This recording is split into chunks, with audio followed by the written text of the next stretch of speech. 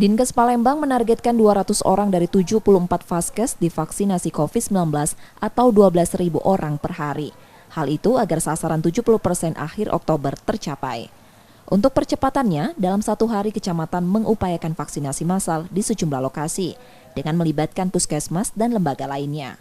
Dinkes Palembang menyebut saat ini antusias warga untuk divaksin tinggi, sehingga pelayanan dipermudah dengan mengutamakan offline atau datang langsung ke vaskes dan sentra vaksinasi hanya membawa KTP.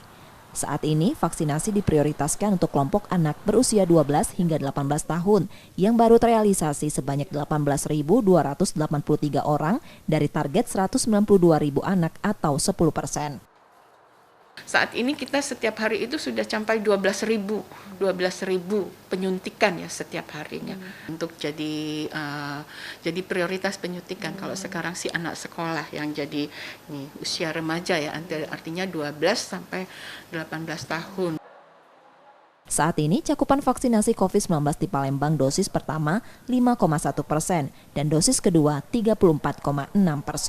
Reski Oktora, Muklas Diferensial, Kompas TV, Palembang.